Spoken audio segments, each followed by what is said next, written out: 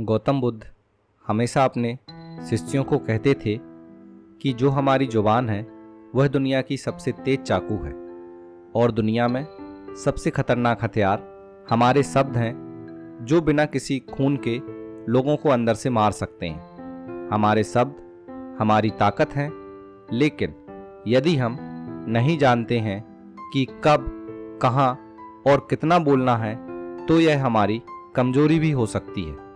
अगर हम सही शब्दों का उपयोग सही इरादों के साथ सही समय पर करेंगे तो यह हमें एक सफल व्यक्ति बना देते हैं, लेकिन अगर हम सही शब्दों का सही इरादे के साथ सही समय पर उपयोग नहीं करते तो यह हमारे जीवन को नरक से भी खराब कर सकते हैं। इसलिए आज मैं आपको एक चुप रहने की कहानी सुनाऊंगा और यह कहानी आपकी ज़िंदगी में एक बदलाव लेकर जरूर आएगी।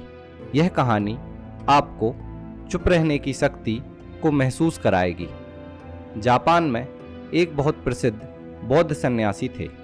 वह दुनिया के शोर से दूर जंगल में अकेले रहते थे और वह एक बहुत ही धनयोगी व्यक्ति थे, इसलिए पूरे जापान में बहुत प्रसिद्ध थे। एक दिन एक राजकुमार उनके पास आया और कहने लगा, पूज्य सन्यासी, मुझे एक परेशानी है। मुझे हमेशा थका हुआ, निराश और उदास महसूस होता है। मेरा मन बहुत बेचैन रहता है। हालांकि मेरे पास सब कुछ है, धन है, प्रसिद्धि है और सभी ऐसी सुविधाएं हैं जो एक व्यक्ति के पास होनी चाहिए, लेकिन फिर भी मेरे अंदर इतनी अशांति और चिंता क्यों है? इस पर महात्मा ने कहा कि तुम्हारे पास इसका जवाब है, लेकिन तुमने कभी इसकी तलाश नहीं की। महात्मा ने कहा, मैं एक तरीका जानता हूँ, अगर तुम चाहो तो जान सकते हो। इसके बाद तुम्हारे जीवन में कोई परेशानी और चिंता नहीं रहेगी। यह सब सुनकर राजकुमार बहुत उदास हो गया, लेकिन फिर भी उसने महात्मा से पूछा कि मुझे बताएं, मैं क्या करूं? मन की शांति के लिए मैं कुछ भी करने को तैयार हूं। तब सन्यासी ने शांत आवाज में जवाब दिया, अगले 10 दिनों के लिए आप मेरे आश्रम में रहेंगे और एक साधारण व्यक्ति की तरह जीवन बिताएंगे, और इन 10 दिनों में आप एकांत में अकेले बैठेंगे और बातें कम से कम करेंगे। राजकुमार ने सन्यासी के साथ सहमति जताई। पहले दिन उसे लगा कि उसका मन साधारण व्यक्ति से अधिक विचलित हो रहा है। उसके मन में विभिन्न प्रश्न उठ रहे थे और वह सामान्य लोगों की तरह जीने में असहज महसूस कर रहा था। उसके अंदर बोलने की एक जबरदस्त इच्छा थी, लेकिन वह आदेश मानकर कुछ नहीं बोलता था। वह हर शब्द को छोड़कर चुपचाप बैठा था, लेकिन जैसे जैसे रात बढ़ती गई उसे एक अलग सी शांति महसूस हो रही थी। यह उसके लिए बहुत अजीब था। वह अंदर से सुकून महसूस कर रहा था और खुद से पूछ रहा था कि अशांति का कम होते जाने का क्या कारण है। अगले दिन राजकुमार अकेला बैठा हुआ प्रकृति, फूल पौधे, आकाश में उड़ते हुए पक्षियों को देख रहा था। अपने जीवन में पहली बार उसे यह दिखा कि उसके आसपास की प्रकृति कितनी सुंदर है। उसे प्रकृति को देखने और महसूस करने की शक्ति मिली। इसी तरह एक हफ्ता बीत गया और उसके मन में सारी बेचैनी, सब उथल पुथल, सब कुछ गायब हो गया। 8वें दिन की सुबह राजकुमार की आंखें स्वयं ही बंद होने लगीं और वह गहरे ध्यान में चले गए। उन्होंने आंखें बंद की, गहराई में मनन किया। मन में कोई चिंता, उत्पीड़न नहीं थी। राजकुमार ने अंदर से गहरी शांति महसूस करना शुरू कर दिया। उसके बाद 2 दिनों तक गहरे ध्यान में बिताने के बाद राजकुमार ने उसी बौद्ध सन्यासी के सामने अपने आप को प्रस्तुत किया। राजकुमार सन्यासी से कहता है, हे सन्यासी, मुझे जवाब मिल गया है कि मेरा मन इतना विचलित और बेचैन क्यों हो रहा था। फिर उस सन्यासी ने पूछा, मुझे बताओ, तुम्हें कौन सा जवाब मिला है? राजकुमार ने कहा, मैं जरूरत से ज़्यादा बात करता था और पूरे दिन लोगों पर अपनी ऊर्जा व्यर्थ करता था और अधिकांश समय उनके बारे में नकारात्मक विचार करता था। इस तरह मैं अपना समय बर्बाद कर रहा था। अत्यधिक बातचीत और सोचने के कारण मेरा मन अशांत हो गया। इसके कारण मैं किसी भी काम को अच्छी तरह से नहीं कर पा रहा था।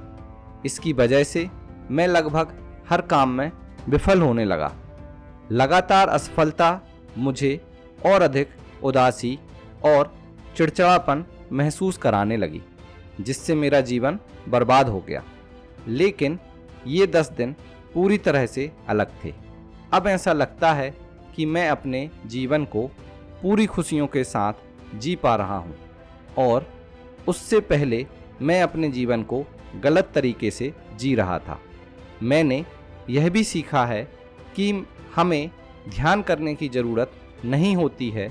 ध्यान स्वचालित रूप से हो जाता है जब हम शांत और चुप होते हैं। ध्यान में सबसे पहली चीज़ जो मैंने सीखी है वह है कि अपने जीवन में अपने आप को पहचानना सबसे महत्वपूर्ण घटना है।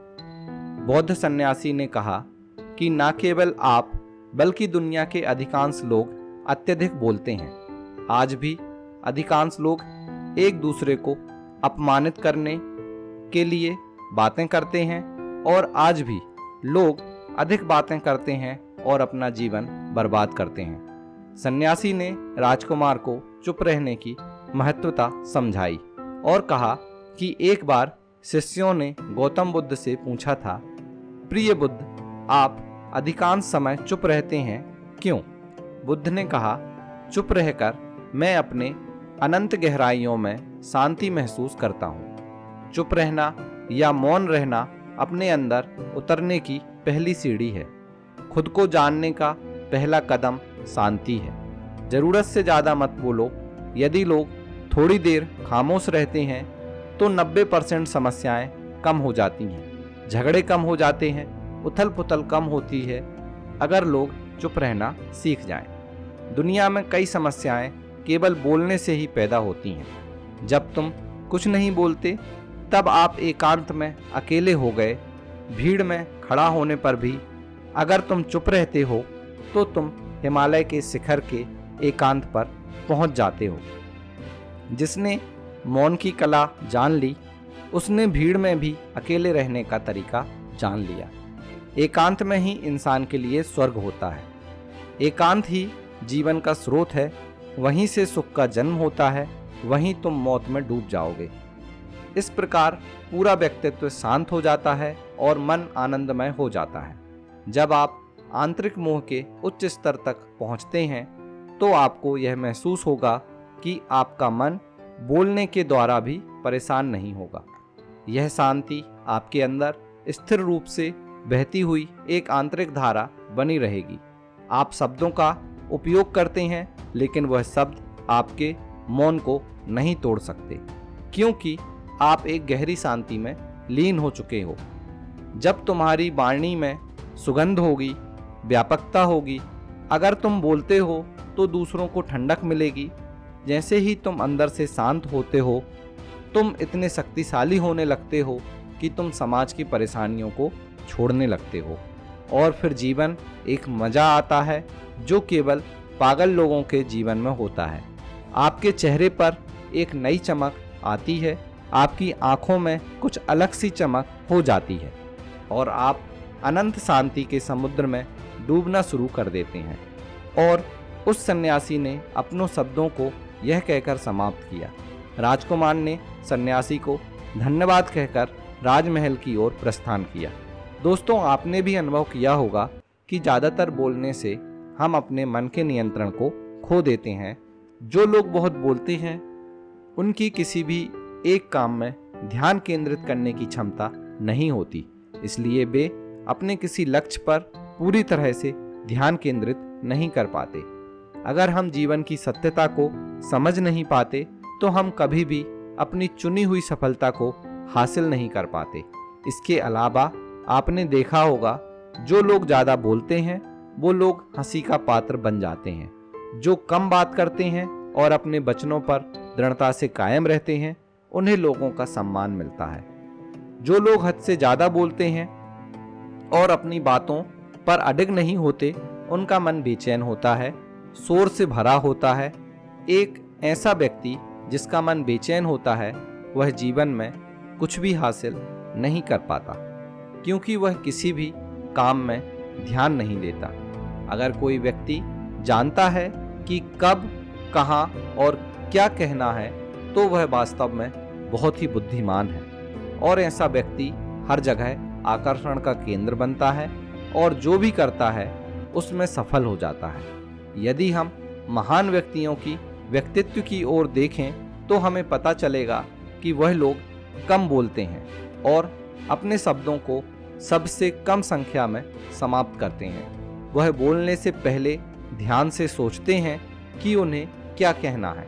लेकिन ज़्यादा बोलने वाले लोग भी कई बार झूठ बोलते हैं और अपने शब्दों के माध्यम से दूसरों के मन में कचरा डालते रहते हैं। ज़्यादातर समय वह दूसरों के प्रति बुराई करने में लगे रहते हैं, इसलिए उसके अपने लोग भी उससे दूर रहने का प्रयास करते हैं और उससे बचने की कोशिश करते हैं। हमारे भारतीय उपनिषदों में कहा गया है कि हमारे शब्द हमारा असली धर्म होता है। मौन से सब्र आता है, सब्र से ध्यान आता है और ध्यान से हम अपने जीवन की जागरूकता प्राप्त करते हैं। इसलिए अगर हम अधिक बातें करें तो हम मन की शांति की पहली जगह मतलब मौन को खो देते हैं। दोस्तों, आज से हम भी चुप्पी का अभ्यास करेंगे।